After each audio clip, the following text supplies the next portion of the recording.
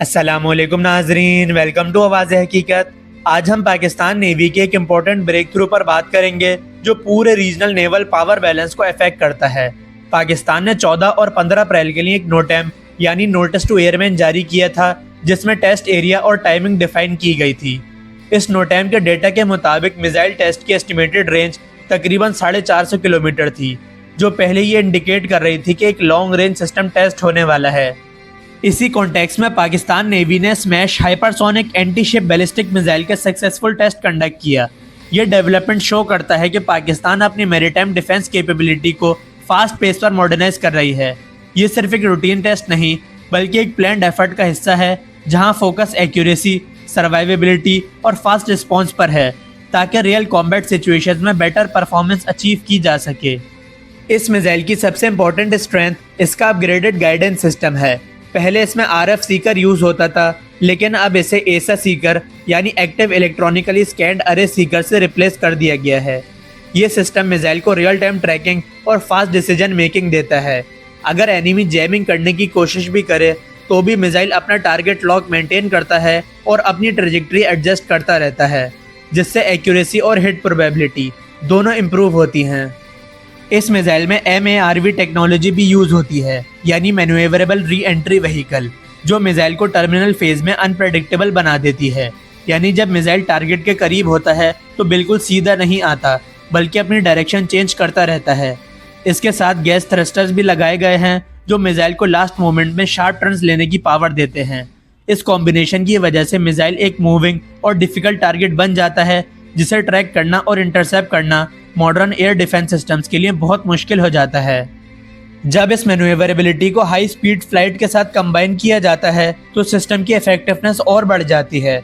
ये missile terminal phase में hypersonic behaviour show करता है, जहां स्पीड बहुत हाई मार्क 5 से भी ज़्यादा होती है और रिएक्शन टाइम बहुत कम रह जाता है।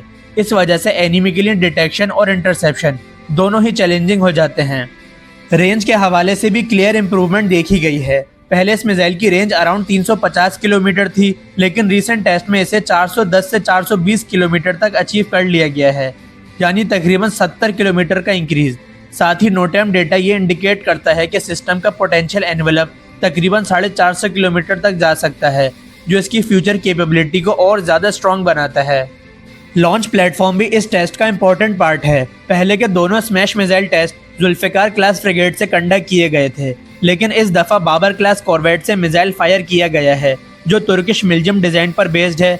इस टेस्ट का मेन पर्पस CMS यानी कॉम्बैट मैनेजमेंट सिस्टम के साथ इंटीग्रेशन वेरीफाई करना था, ताकि रियल कॉम्बैट में क्विक डिटेक्शन और फास्ट लॉन्च पॉसिबल हो, ताकि पूरा सिस्टम एक स्मूथ नेटवर्क की तरह काम करे। ऑपरेशनली ये मिसाइल सिर्फ लैंड टारगेट्स तक लिमिटेड नहीं है, ये मूविंग नेवल टारगेट्स को भी एक्यूरेटली हिट कर सकता है।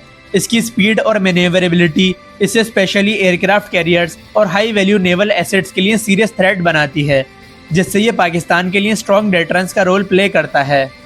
इंटरनेशनल कंपैरिजन में स्मैश मिसाइल को अमेरिका के हार्पून और फ्रांस के एक्सोसेट सिस्टम्स के साथ कंपेयर किया जाता है, लेकिन हमारे नए smash hypersonic anti ship ballistic missile की रेंज, मैन्यूवरेबिलिटी और एडवांस गाइडेंस सिस्टम इसे ज़्यादा फ्लेक्सिबल और इफेक्टिव बनाते हैं, जिससे इसने मॉडर्न नेवल स्ट्राइक सिस्टम्स में एक स्ट्रॉन्ग पोजीशन हासिल कर ली है।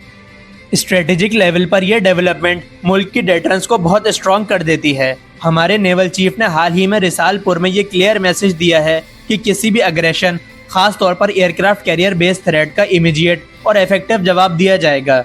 ये सिस्टम अब सिर्फ एक वेपन नहीं, बल्कि पाकिस्तान की मैरीटाइम सिक्योरिटी, सेल्फ रिलायंस और रीजनल स्टेबिलिटी का एक इम्पोर्टेंट पिलर बन चुका है।